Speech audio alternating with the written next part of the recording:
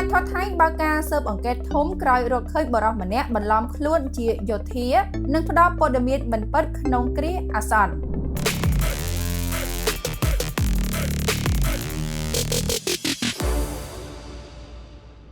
ករណីដឹកគោឲ្យហួសចិត្តមួយបានកំពុងអង្រួនប្រព័ន្ធសន្តិសុខនិងសុវត្ថិភាពសាធារណៈនៅក្នុងប្រទេសថៃបន្ទាប់ពីបរិសម្នាក់ដែលគេស្គាល់ថាជាអតីតបេក្ខជនក្រុមប្រឹក្សាមហានគរបាងកកបានក្រុងឯកសណ្ឋានយោធាខ្លាំងខ្លាយជ្រៀតចូលទៅក្នុងតំបន់ហាមឃាត់នៃហេតុការណ៍អគ្គិភ័យឆាបឆេះក្លឹបរាត្រីមួយកន្លែងនៅក្នុងទីក្រុងបាងកកអ្វីដែលបង្កឲ្យមានការព្រួយបារម្ភកាន់តែខ្លាំងនោះគឺជននេះបានទៅឈរនៅក្បែរនិងផ្ដល់ព័ត៌មានមិនពិតអំពីស្ថានភាពគ្រោះមហន្តរាយជូនលោកអនុទាននាយករដ្ឋមន្ត្រីថៃទាំងដែលខ្លួនគ្មានទូនាទីជាមន្ត្រីផ្លូវការនោះឡើយជនសង្ស័យដែលត្រូវបានកំណត់អត្តសញ្ញាណថាជាអនុសេនីយ៍ឯកណាត់បានឈានឱកាសពេលស្ថានភាពកំពុងច្របូកច្របល់ដើរហើរដោយសេរីក្នុងតំបន់រឹតបន្តឹងដែលបំរុងទុកសម្រាប់តែក្រុមសង្គ្រោះបន្ទាន់និងអាជ្ញាធរប៉ុណ្ណោះក្រៅពីការឆ្លើយតបជាមួយអ្នកសារព័ត៌មានជននេះថែមទាំងបានធ្វើការរាយការណ៍សង្ខេបអំពីស្ថានភាពជូនលោកនាយករដ្ឋមន្ត្រីថៃអនុទាន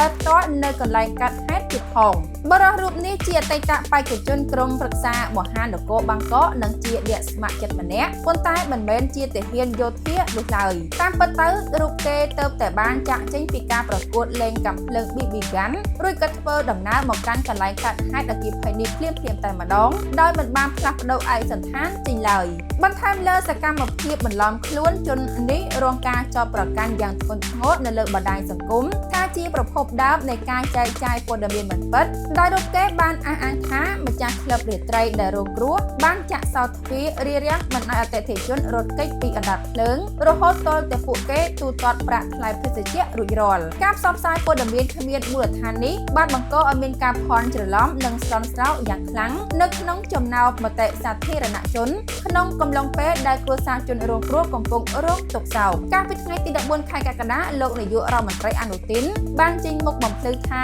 នៅពេលចុះពិនិត្យកន្លែងកាត់ហេតុស្ថានភាពគឺមានភាពច្របូកច្របល់និងណែនណាន់តាន់តាប់ទៅដោយមន្ត្រីនិងកងកម្លាំងសន្តិសុខជាច្រើនលោកបានទទួលស្គាល់ថាបរិសម្នាក់នោះពិតជាបានមកឈរក្បែររូបលោកនិងផ្ដល់ព័ត៌មានទៅកាន់អ្នកសារព័ត៌មានពិតមែនប៉ុន្តែលោកមិនបានស្គាល់អត្តសញ្ញាណឬដឹងថារូបគេគ្មានទូនាទីផ្លូវការឡើយបច្ចុប្បន្នករណីនេះកំពុងស្ថិតក្រោមការស៊ើបអង្កេតយ៉ាងហ្មត់ចត់ពីសំណាក់អាជ្ញាធរមានសមត្ថកិច្ចដើម្បីចាត់វិធានការតាមផ្លូវច្បាប់ទៅលើជនសង្ស័យពីបទល្មើសបំពានច្បាប់សន្តិសុខនិងការចែកចាយព័ត៌មានមិនពិតដែលធ្វើឲ្យប៉ះពាល់ដល់សណ្ដាប់ធ្នាប់សាធារណៈ